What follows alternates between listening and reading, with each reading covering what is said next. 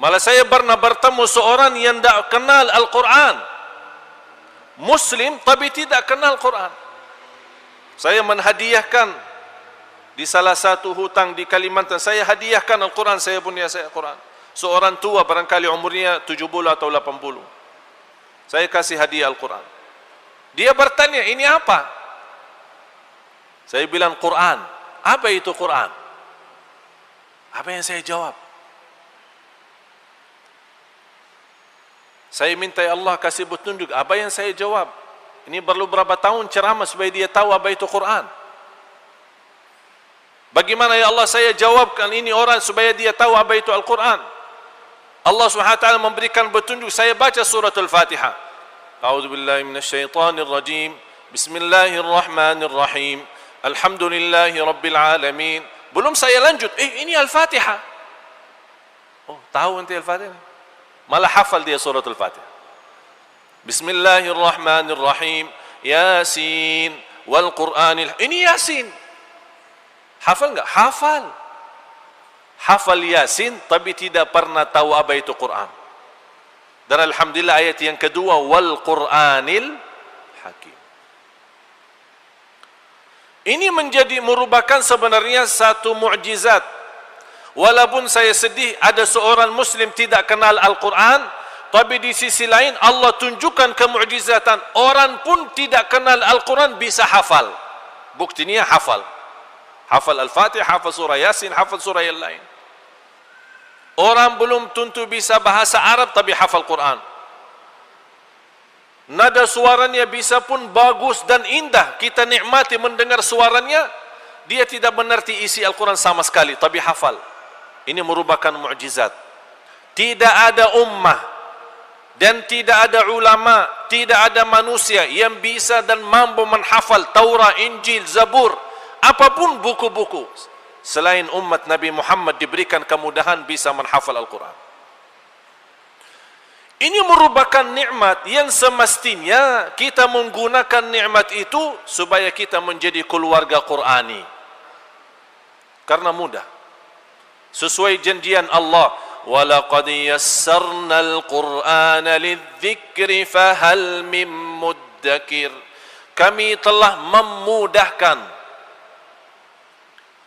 Indahnya bahasa Arab. Oleh karena itu harus banyak belajar bahasa Arab. Atau nikah aja sama orang Arab. Tapi orang Arab Madinah ya, bukan.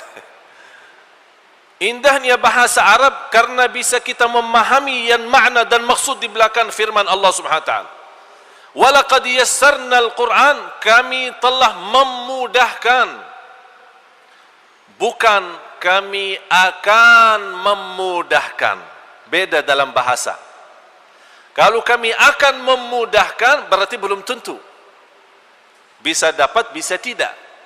Tapi kami telah memudahkan, ini terjamin mudahnya baca Al-Quran. Terjamin mempelajari Al-Quran. Terjamin hafal Al-Quran. Fahal min muddakir, siapa yang ingin hafal, siapa yang ingin belajar, siapa yang ingin mendalami Al-Quran, dapat kemudahan.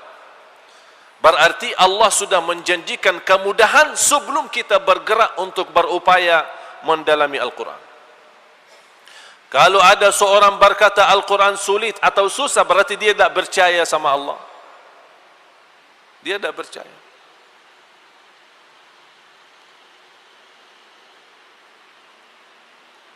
Selama saya mendapatkan kesempatan bawa program Al-Quran, saya bertemukan banyak kemukjizatan. Di antaranya mudah hafal. Malah ada di antara yang sudah hafal kurang lebih dalam 6 bulan mampu menghafal 30 juz. Karena waktu juga terbatas, saya punya satu cara, usia berapapun, apapun kesibukannya, bisa dengan cara dan sistem dalam penghalaman kami selama bersama Al-Quran, insya Allah dengan sistem ini anda bisa hafal satu halaman dalam waktu 10 menit. Berarti kurang dari 3 jam hafal 1 juz.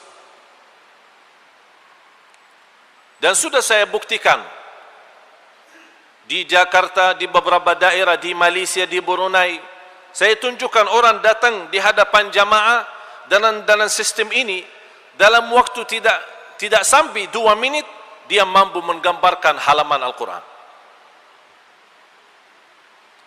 Itu menunjukkan Al-Quran itu memang luar biasa. Tapi sayang sekali kita umat Islam tapi jarang baca Al-Quran. Kita bisa bertahun-tahun. Aku heran seorang Muslim yang berkata aku cinta Allah, aku cinta Rasulullah, aku cinta Al-Quran, tapi boleh berhari-hari tak baca Quran. Malah ada yang bertahun-tahun boleh dia mengenal Al-Quran pas bulan Ramadan. Habis bulan Ramadan dia kembalikan dalam lemari, insya-Allah jumpa bulan Ramadan yang akan datang. La haula wala quwwata illa billah. Sayang sekali. Apalagi pemuda-pemuda kita. Salah satu musibah di kalangan muda-muda kita ini, anak-anak kita adalah dia lebih banyak memegang HP daripada memegang Quran. Dan saya pernah bersumpah dan berani bersumpah di sini, kalau kita kembali memegang Al-Quran sebagaimana kita megang BlackBerry kita, HP kita, saya jamin 1 tahun hafal 30 juz.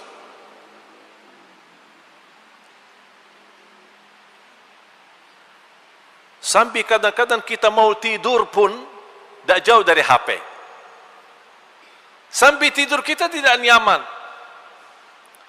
Akhirnya siapa yang menjadikan HP itu penting? Itu kita manusia. Padahal sebelum ada HP, sebelum ada mobile, hidup kita bagaimana? Jalan enggak? Jalan. Tidur, bangun, makan, minum, kerja, cari nafkah, tidak ada apa-apa. Tapi karena sekarang kita mentargetkan HP itu kepentingan dalam kehidupan kita, tak bisa dilepas, akhirnya memang ternyata HP itu tak bisa dilepas.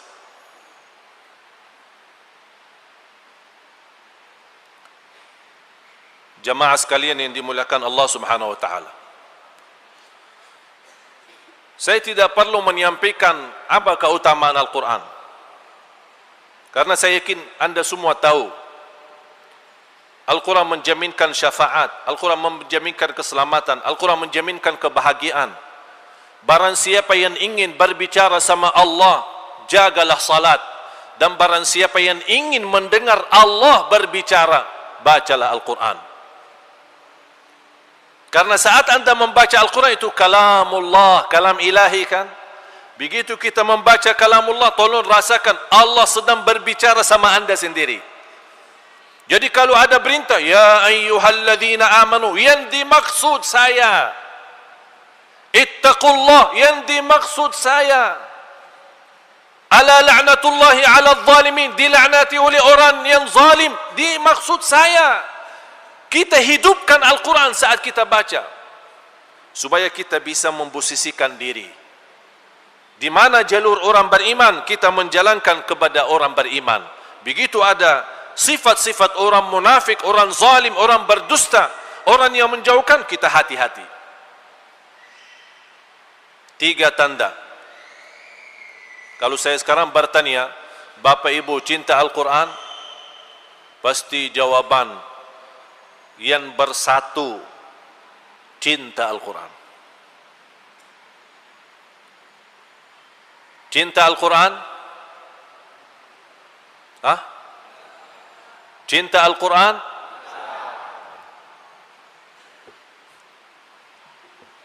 Cinta.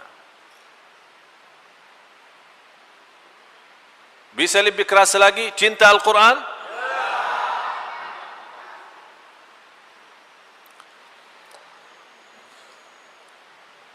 Tapi jamaah sekalian, ketahuilah untuk mencintai Al-Quran tidak perlu kerasin suara. Karena tidak datang hari kiamat, ya Allah aku cinta Al-Quran, tapi tidak pernah baca Quran. Itu tidak ada arti. Tapi ada 3 tanda. Kalau anda mau tahu diri cinta Al-Quran, ini koreksi 3 tanda ini. Yang pertama, kathratu qiraatihi bila malal.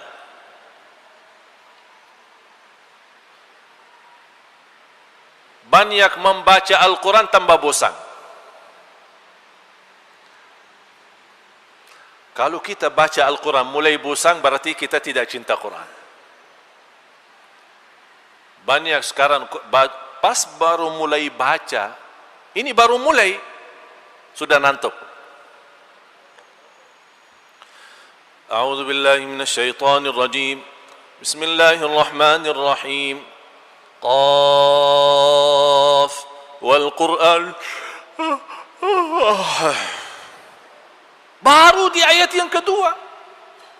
Belum lama. Ini masalah sebenarnya. Kenapa? Karena kita tidak membiasakan diri untuk berbanyak baca Al-Quran. Tidak ada upaya bagaimana begitu kita membaca Al-Quran ada rasa cinta. Ini kan Al-Quran menolong kita nanti. Pas di alam kubur datang mungkar nakir yang menghalangi kita dari siksa Quran. Ini Quran. Karena dia habiskan waktu bersamaku. Oleh karena itu selalu saya mengajak jamaah dasar hadis Rasulullah SAW yang diriwayatkan Imam Muslim, Iqra'ul Quran fa innahu ya'ti yawmal qiyamati syafi'an li ashabi. Bacalah Al-Quran karena sesungguhnya Al-Quran memberikan syafaat kepada siapa? Kepada siapa? Bukan kepada membaca. Makanya belajar bahasa Arab. Li ashabihi, memberikan syafaat kepada sahibnya, sahib, teman sama Al-Quran. Itulah yang mendapatkan syafaat. Kalau kita lagi pusing, punya masalah, curhat sama kawan kita kan? Bagaimana kita menjadikan Al-Quran tambah curhat kita?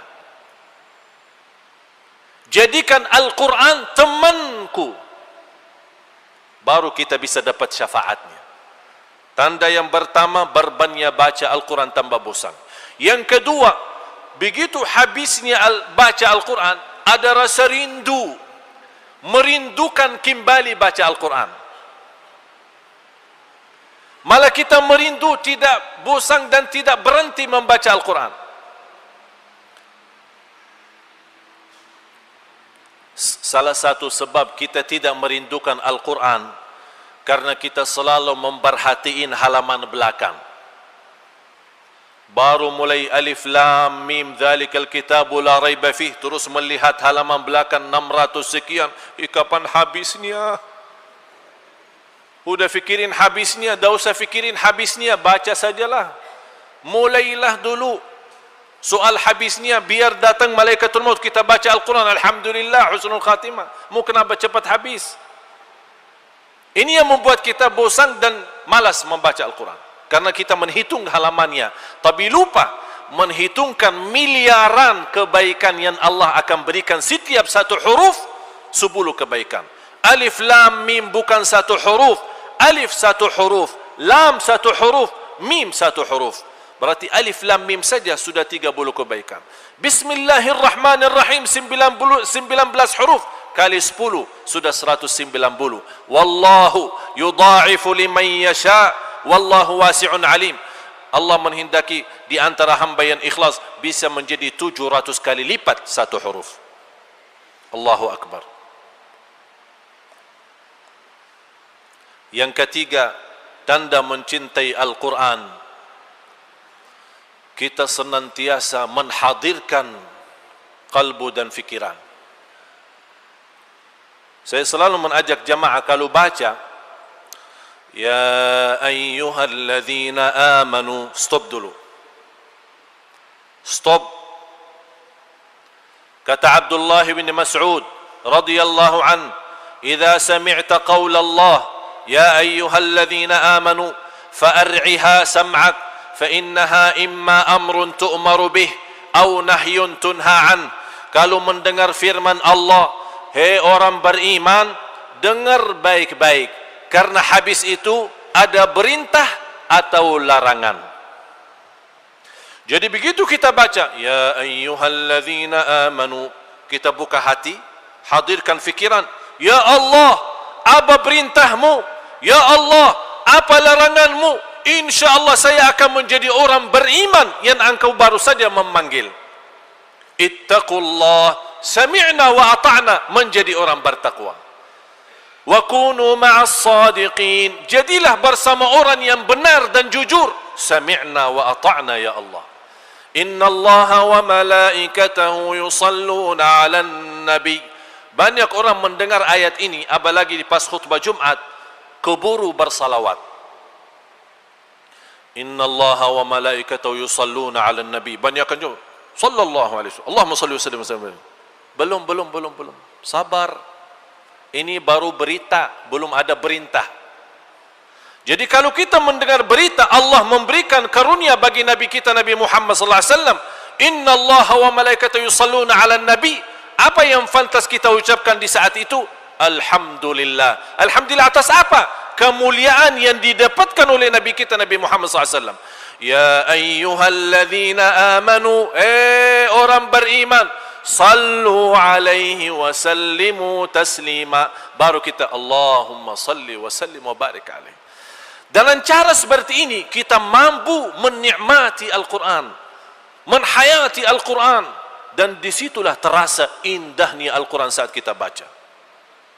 Dan tidak apa-apa kalau kita banyak baca Al-Quran walaupun tidak mengerti isinya, tetap dapat pahala bacaan kita.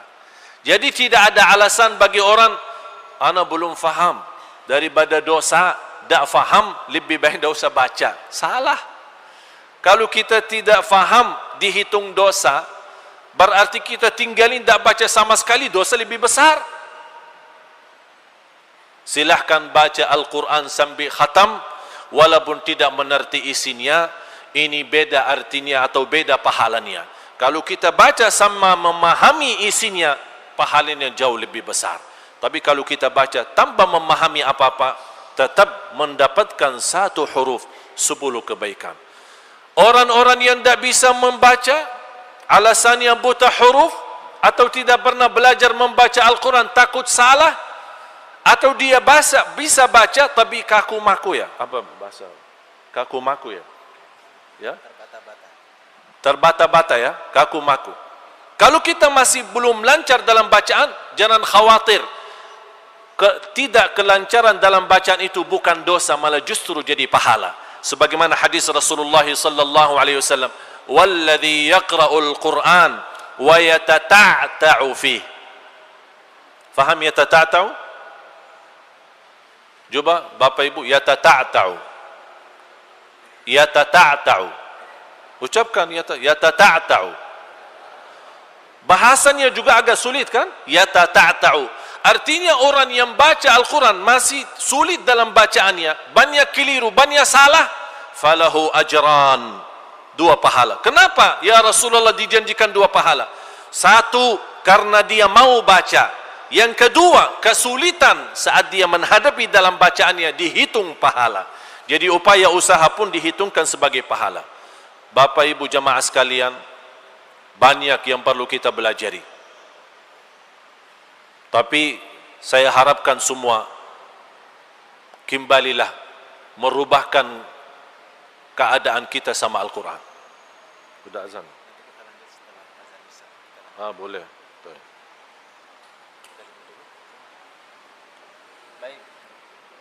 Ya, hadirin, Bapak Ibu yang dirahmati Allah dan mitra muslim dimanapun Anda berada, kita masih sedikit mengupas dari kulitnya ya, bagaimana membangun keluarga yang Qurani. Nanti kita akan lanjut kembali setelah kita mendengarkan bersama adzan untuk wilayah Surabaya dan sekitarnya, adzan isya untuk wilayah Surabaya dan sekitarnya. Kita jeda sejenak. Bismillah, alhamdulillah, wassalatu wassalamu ala rasulillah. Jamaah sekalian yang dimuliakan Allah subhanahu wa ta'ala, sebagaimana saya jelaskan tadi, banyak hal yang perlu kita belajari terhadap Al-Quran. karena kita malu sebagai umat Nabi Muhammad sallallahu alaihi wasallam, ummatul Quran, tapi kita paling tidak menjadi orang yang senantiasa baca Al-Quran. Dan ahlul Quran terkumpul dalam 4 sifat. Sebelum saya jelaskan bagaimana supaya kita mendapatkan keluarga Al-Quran, ada beberapa hal yang perlu kita perhatikan. Sebelumnya saya akan jelaskan ahlul Quran. Karena ahlul Quran nanti akan mendapatkan keistimewaan nanti di hadapan Allah di hari kiamat. Sebagaimana bersabda Rasulullah SAW di hadis yang sahih, "Atadruna man ahlullah?" Rasul bertanya kepada sahabat, apakah kalian tahu siapa ahlullah? Sahabat menjawab, Allah wa Rasuluhu a'lam. Rasulullah SAW menjawab, ahlullah ahlul Quran. Ahlul Quran hum ahlullahi wa khassatuh. Jadi orang yang mendapatkan keistimewaan di sisi Allah dan di hari kiamat di hadapan miliaran manusia, itu ahlul Quran. Dan sifat supaya kita bisa mendapatkan sifat ahlul Quran atau gelar ahlul Quran, yang pertama senantiasa membaca Al-Quran, rutin membaca Al-Quran, istiqamah membaca Al-Quran, kalau boleh rutin menkhatam Al-Quran. Rasul kita sallallahu alaihi wasallam punya wirid. Faham wirid? Wirid adalah sebuah amalan yang kita rutinkan. Apa itu salat, apa itu zikir, apa itu baca Quran. Nabi kita Nabi Muhammad SAW wiridnya menkhatam Al-Quran setiap minggu sekali, mulai Sabtu khatam Jumat. Dinamakan oleh ulama Al-Quran wal qiraat dan ulama tajwid Hizbun Nabi atau Wirdun Nabi sallallahu alaihi wasallam.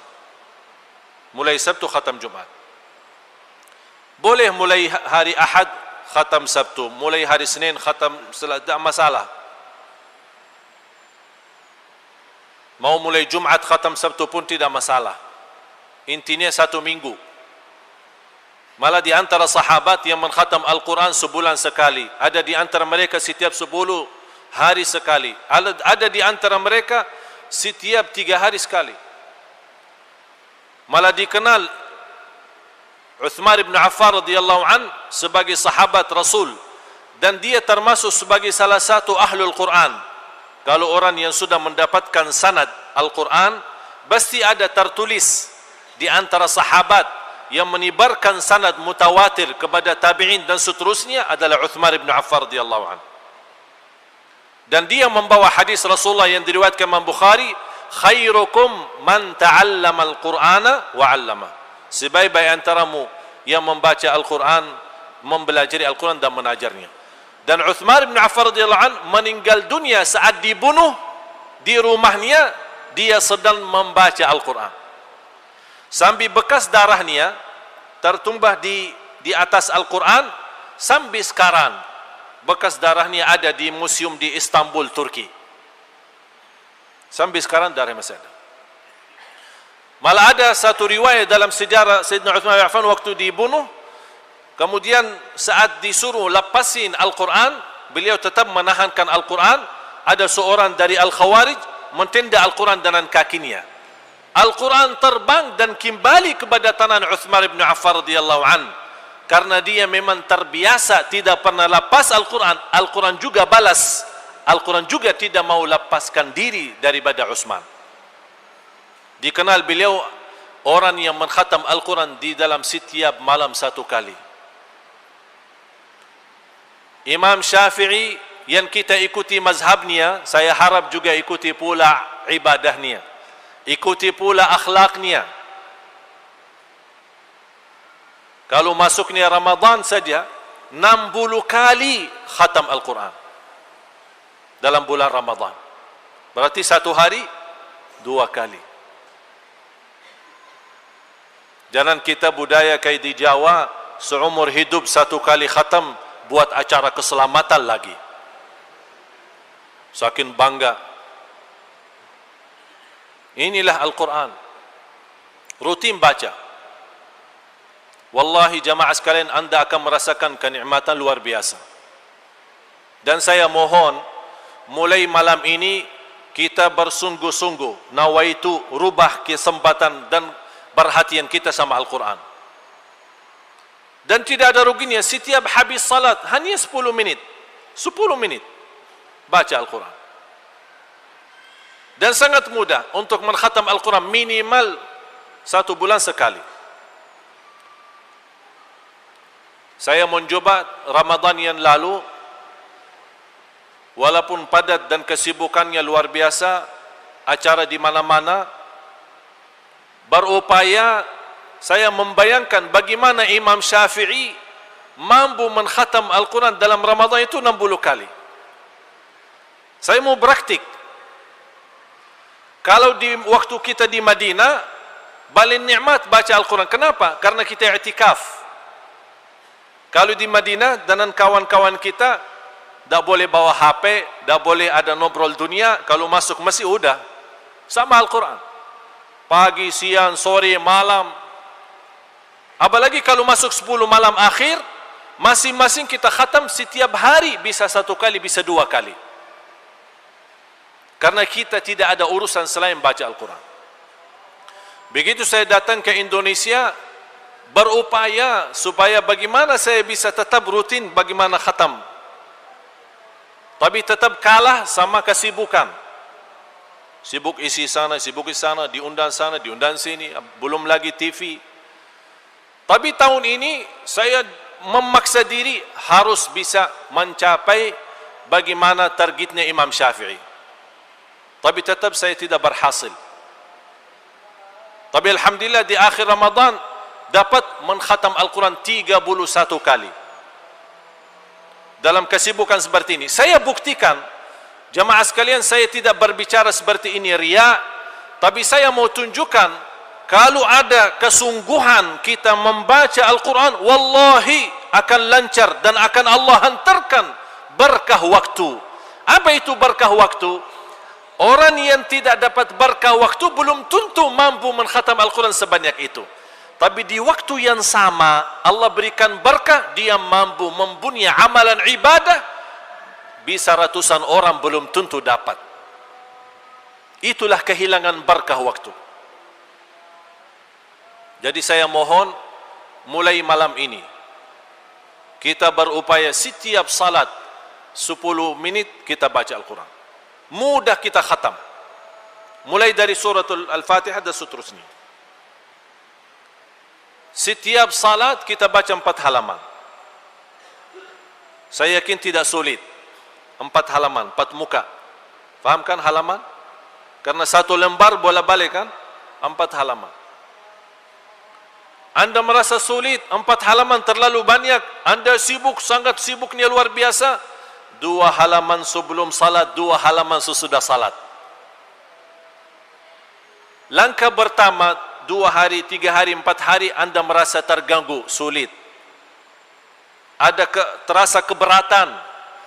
Tapi Anda bertahan antara 7 hari sampai 10 hari, insya-Allah habis itu rutin. Malah akan menjadi pusing kalau tidak baca Quran. Antum coba silahkan. Tapi tahan 7 hari sampai 10 hari. Habis itu subhanallah Anda menjadikan Quran itu kebiasaan. Paling tidak jamaah sekalian, jangan lewat 1 hari belum melihat Al-Quran dan membaca Al-Quran. Karena dosa kita banyak lewat mata, terhitung banyak dosa mata. Mudah-mudahan saking seringnya melihat Al-Quran dan membaca Al-Quran, Allah menghapuskan dosa mata dan menaikkan derajat kita di sisi Allah Subhanahu wa taala. Yang kedua, ahlul Quran yang menghafal Al-Quran. Yang pertama, membaca rutin. Sudah kita sepakat, insyaallah mulai malam ini kita rutin baca, rutin. Wallahi Anda akan merasa nikmat. Rutinkan, rutin, istiqamah. Biarpun sedikit demi sedikit, tapi istiqamah. Saya yakin habis Anda mendengar ceramah, barangkali tersentuh hatinya, iman mulai naik. InsyaAllah mulai malam ini ana insyaAllah tidak akan lepasin Al-Quran. Begitu baca semangat 1 juz, 2 juz, 3 juz. Tapi besoknya 1 tahun dah baca-baca. Boleh semangat. Senang iman begitu tinggi, tapi semangatnya pun harus diatur. La yukallifullahu nafsan illa usaha. Islam itu indah dan sederhana, sedikit demi sedikit, tapi istiqamah jauh lebih baik daripada banyak tapi terputus. Karena Allah tidak minta banyak amalan, tapi Allah minta yang terbaik. Alladzi khalaqal mauta wal hayata liyabluwakum ayyukum ahsanu amala, bukan aktsaru amala. Ahlul Quran sifat yang kedua yang senantiasa menghafal Al-Quran seluruhnya atau sebagian, termasuk Ahlul Quran. Hafal 30 juz atau juz 30, Ahlul Quran. Hafal Al-Fatihah sampai An-Nas maupun An-Nas sampai An-Nas, Ahlul Quran. Faham An-Nas sampai An-Nas? Ya satu surah. Menghafal secara keseluruhan maupun sebagian, terhitung sebagai Ahlul Quran. Sifat yang ketiga, yang mengamalkan isi Al-Quran. Banyak jamaah bayangannya mengamalkan isi Al-Quran, sulit. Tidak ada sulit. Memang untuk mengamalkan isi Al-Quran belum tentu mampu menghabiskan segala amalannya. Umur kita habis, belum tentu habis mengamalkan isi Al-Quran. Tapi ingat, fattaqullaha mastata'tum, taqwalah kepada Allah sesuai kemampuannya. Kalau tidak bisa mengamalkan semuanya, jangan tinggalkan semuanya. Sifat yang keempat adalah yang menikmati dan menhayati isi Al-Quran. Sebagaimana saya gambarkan tadi, saat anda baca Al-Quran, rasakan Allah sedang berbicara sama anda sendiri. Allah sedang berbicara, dan kita lagi mendengar Allah berbicara sama kita. Alhamdulillahi Rabbil Alamin. Apalagi kalau baca Al-Fatihah, berhenti. Siti Aisyah radhiyallahu anha menjelaskan kalau Rasulullah SAW membaca suratul Fatihah, kana yufassiruha tafsira. Artinya setiap satu ayat dia berhenti terus, tidak disambung. Kalau kita melihat orang kuburu sambungnya, apalagi tarawih, apalagi kampung-kampung ya,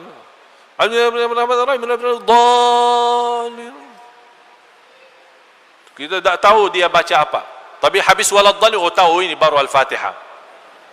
Apalagi alhamdulillah, an-na'im, an-na'im, an-na'im, alhaakumut takatsur. Saking cepat. Saya heran di Indonesia kenapa tarawih seperti ini. Seolah jalan-jalan ada pengumuman, barang siapa yang cepat selesai tarawih dapat juara 1 ya. Namanya tarawih, saking panjang salatnya, nikmati. Tidak usah panjang. Oleh karena itu ulama mengambil alih daripada panjang menjadi 11, tapi panjang rakaatnya, panjang bacaannya, dikurangi bacaannya, tapi diperbanyak jumlah rakaatnya. Tapi orang yang belum faham tetap mensalahkan, yang 20 tidak boleh, yang 11 harus. Sama saja boleh. Mau 11 boleh, mau 20 boleh, tidak mau tarawih sama sekali boleh. Kenapa dimasalahin? Jadi masalah, diributin setiap tahun. Sampai ada orang datang ke rumah saya, minta jalan keluar. Ini tarawih 11 atau 20. Ini satu pun urus, satu wakilnya. Tapi kayaknya beda alirannya. Harus 11. Rasul tidak pernah lebih daripada 11. Sebagaimana kata Siti Aisyah radhiyallahu anha, 11 di bulan Ramadan maupun di luar Ramadan. Betul, hadis ini sahih. Tapi Makkah dan Madinah 20. Masa selama ini Makkah dan Madinah sesat? Jadi sudah masuk neraka dong. Ribut di depan saya. Enti datang mau tanya atau mau ribut? Kalau mau ribut silahkan keluar. Atau mau bertanya, diam. Udah, tolong jelasin jalan keluarnya bagaimana. Begini saja. Kalau sudah selesai salat Isya, kasih pengumuman kepada jamaah, mohon maaf Bapak Ibu jamaah masjid kami, tahun ini kita tidak ada tarawih di masjid kita. Udah, tutup masjid, selesai. Karena tarawih sunnah, tapi bersatuan kita wajib. Wajib lebih utama daripada sunnah. Udah, selesai. Kenapa dipermasalahkan? Memang Rasul tidak pernah lebih daripada 11, tapi sebelum kita membayangkan jumlahnya, jangan lupa caranya. Kata Siti Aisyah, "Fala tas'al an husnihinna wa tulihinna." Jangan bertanya indahnya salatnya dan panjangnya salatnya Rasul. 11 itu. Sampai satu rakaat 700 ayat. InsyaAllah kalau ada yang mau laksanakan 11 seperti Rasul, saya jamin tidak ada makmum di belakang kita. Mana yang bisa 701 ayat, 700 ayat satu rakaat? Oleh karena itu jamaah sekalian, kita menjalani agama, jangan saling mengingkari, jangan saling menyesatkan. Pemahaman agama itu sangat luas. Dan Rasulullah tidak pernah dipilih, ditawarkan dua hal, selalu Rasul mengambil yang termudah demi umatnya. Mana yang termudah? Termudah 11, jalanin 11. Yang termudah 20, jalanin 20. Demi kebaikan umat. Jadi menhayati, menikmati isi Al-Quran, sesuai yang saya gambarkan tadi, ini menjadi salah satu kita mendapatkan gelar Ahlul Quran. Yang terakhir, keluarga Qurani.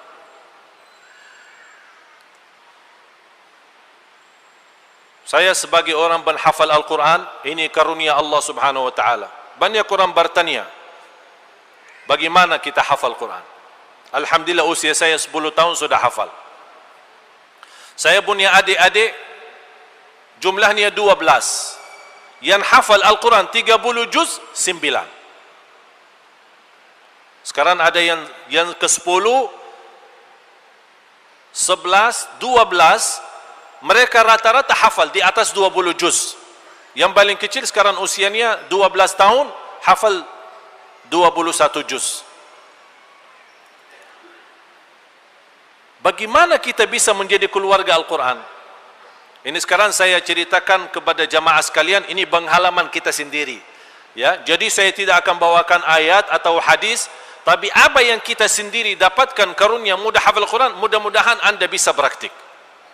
Yang pertama, orang tua saya orang awam. Banyak bayangannya kalau mendengar, Ali Jabir sama adiknya semua hafal Al-Quran, barangkali bapaknya ulama besar. Ayah saya berdagang, keluar dari pagi pulang malam mencari nafkah dan rezeki. Ibu saya buta huruf, tidak bisa baca Quran. Tapi gimana mereka bisa mempunyai anak dan keturunan hafal, padahal mereka berdua tidak hafal?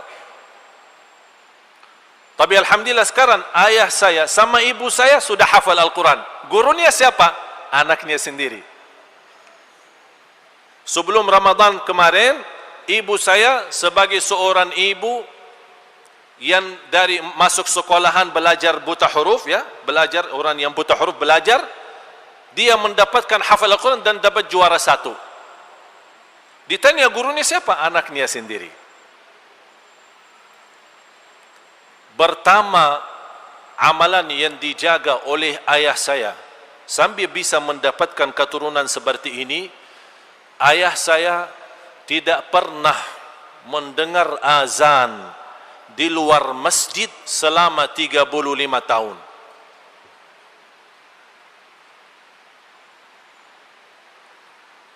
Bisa terbayang? Faham enggak? Selama 35 tahun mendengar azan di dalam masjid. Jadi tidak perlu Allah manggil, dia sudah sebelumnya datang. Dan saya yakin salah satu rizki kemudahan dalam dunia kita, termasuk rizki mudah hafal Al-Quran atau keturunan Quran, kuncinya salat. Wa'mur ahlaka bis salati wastabir 'alaiha la nas'aluka rizqa. jalankanlah ibadah salat, perintahlah keluargamu salat, dan wastabir, bukan wasbir. Ini sabar beda sama wastabir, ini lebih tinggi lagi. Jadi sabar atas sabar untuk menjalankan ibadah salat, karena banyak hal yang menghalangi kita. Dunia, kesibukan, harta, keturunan, alasan nafkah dan rizki. Orang sekarang berkata, iman mencari nafkah dan rizki kan ibadah. Nah ini salah satu. Wastabir alaiha, la nas'aluka rizqa. Kami tidak minta rizki darimu. Nahnu narzukuk. Kami yang akan memberikan rizki kepadamu. Di antaranya kelancaran, kemudahan, dan kemudian keturunan salih-salihah penghafal Al-Quran. Yang kedua, doa. Ma'asyiral muslimin, setiap anda salat, antara azan dan iqamah doa makbul. Ya Allah, jadikan kami dan keluarga kami ahlul Quran. Doa dan rasa rindu terwujud cita-cita itu, dan rasa bangga supaya tersebut nama kita maupun anak kita sebagai ahlul Quran. Begitu anda sujud, subhana rabbiyal a'la, subhana rabbiyal a'la, subhana rabbiyal a'la. Ya Allah, anakku ingin dijadikan ahlul Quran dalam sujud. Walaupun sebagian ulama fikih tidak membolehkan doa dalam sujud dalam bahasa selain bahasa Arab, tapi kalau di luar salat wajib boleh saja. Fad'u bima syi'at. Rasulullah bersabda, berdoa dengan apa yang kamu mau, apa yang kamu bisa. Dan Rasul tidak menentukan bahasa. Silahkan doa apa saja, biarpun dalam bahasa sendiri. Jangan pakai bahasa Arab tapi tidak mengerti. Orang banyak doa bahasa Arab, menahan diri bahasa Arab, harus doa bahasa Arab tapi tidak mengerti. Inna Allah la yaqbalu du'aan min qalbin ghafilin lahin. Allah tidak menerima doa orang-orang yang lalai dalam doanya. Di antara kelalaian kalau tidak mengerti, ada orang diaminkan doanya, imam berdoa diamini doanya tapi tidak mengerti bahasa imamnya. Imam pun mendoa bahasa Arab, tapi kalau ditanya, ente faham enggak? Enggak, anak cuma hafal. Boleh sekali-kali bahasa Arab dicampuri dengan bahasa kita, supaya orang begitu mendengar, dia bisa menaminkan dengan hati. Amin. Ya kalau yang umum-umum kita sudah faham. Allahumma ighfiril muslimina wal muslimat wal mu'minina. Orang sudah faham. Rabbana atina fid dunya hasanah wa fil akhirati hasanah. Malah saya perhatiin kalau jamaah diimami seorang berdoa, habis salat ada seorang imam berdoa, diamini oleh jamaah, aminnya biasa-biasa saja. Amin. Amin. Amin. Karena bahasa Arab kan dia faham. Pas begitu sampingnya Rabbana atina fid dunya hasanah wa fil akhirati hasanah wa qina adzabannar. Amin. Keluar suaranya. Oleh karena itu, tidak apa-apa dicampurkan dalam bahasa. Oleh karena itu saya mohon kepada jamaah, setiap kesempatan anda berdoa, utamakan kita minta keturunan bukan hanya yang salih-salihah, tapi menghafal Al-Quran. Yang ketiga, jadilah contoh baik di hadapan anak sebelum memerintah anak baca Quran. Ada orang suka ingin anaknya hafal. Anak, ayo baca Quran. Dia nonton TV. Tak boleh. Jadi sebelum kita perintahkan, kita laksanakan sendiri. Kita jadi contoh baik. Kalau seorang tua sering membaca Al-Quran di hadapan anak dan istri, lama-lama anak dan istri ikut baca tanpa diperintahkan.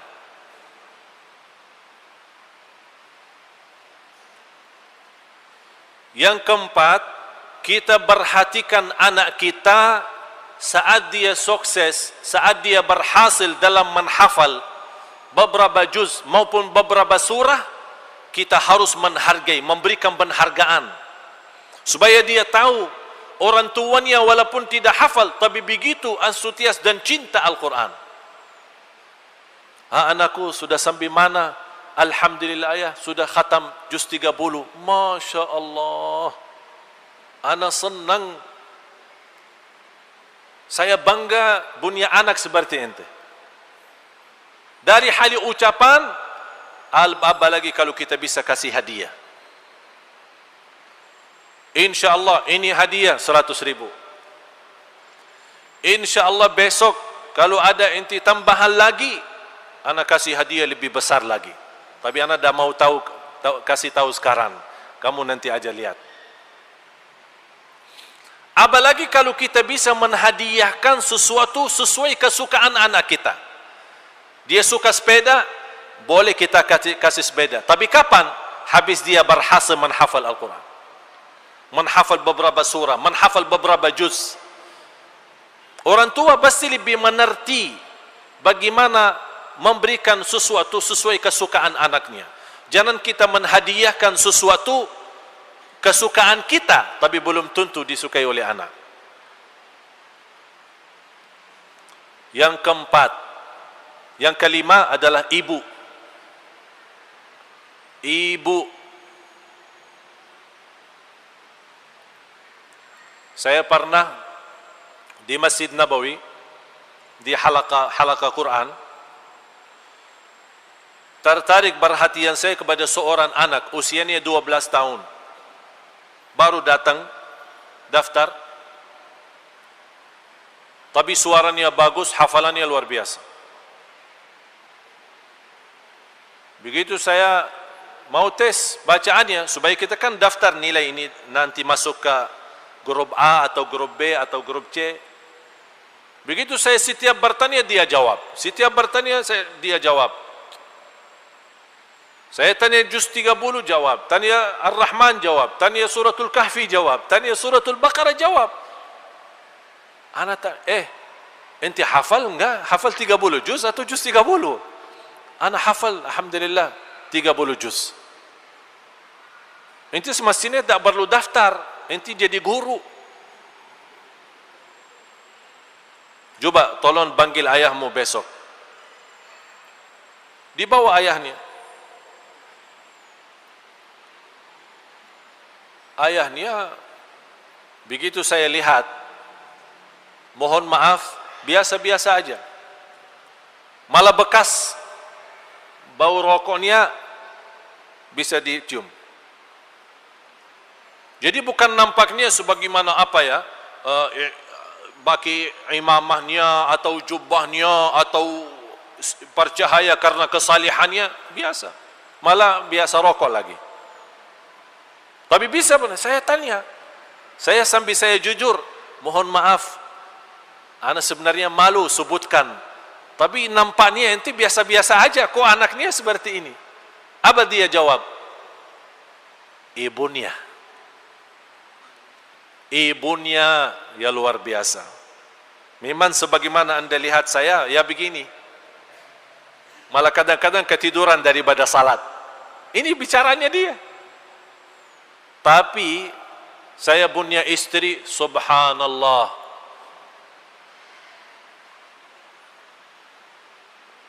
biarpun dia tidak menghafal, tapi perhatiannya sama anak, baca Al-Quran itu secara rutin. Sarapan, sambil sarapan, karena yang paling dekat sama anak kan ibu. Sarapan bersama anaknya sambil baca Quran. Makan siang sama anak, baca Al-Quran. Makan malam sama anak, baca Al-Quran. Inilah namanya ibu yang salihah. Bu, ini kayaknya ada ibu-ibu ya. Daripada pusingkan kepala suaminya, nomor A, B, C, urusan rizki, urusan dunia, urusan rumah, lebih baik kita perhatiin anak kita supaya dia menjadi tertanam mencinta Al-Quran. Ini di belakang itu berubah berjuangan. Wal ummu madrasatun idza a'dadtaha a'dadta jilan tayyibal a'raqi. Ini ibu adalah sekolah pendidikan yang bisa menghidupkan generasi yang mencintai Al-Quran. Jangan ibu-ibu berkata, kalau saya punya suami dulu yang baik, baru insya Allah saya akan jadi seperti itu. Banyak orang begitu. Kalau kita bicara sama seorang ibu, dia selalu berkata, suami yang bagaimana saya mendidik anak, suami saya tidak salat. Bagaimana supaya saya mendidik anak, suami saya aja tidak pernah baca Al-Quran. Udah tidak ada urusan sama suami. Kalau begini keadaan suamimu, berarti anda perhatiin bagaimana supaya bisa anaknya menjadi hafal Al-Quran. Kalau kesalihannya anda tidak bisa menwujudkan menjadi suami salih, jadikanlah anaknya yang salih, salihah. Jadi jangan jadikan alasan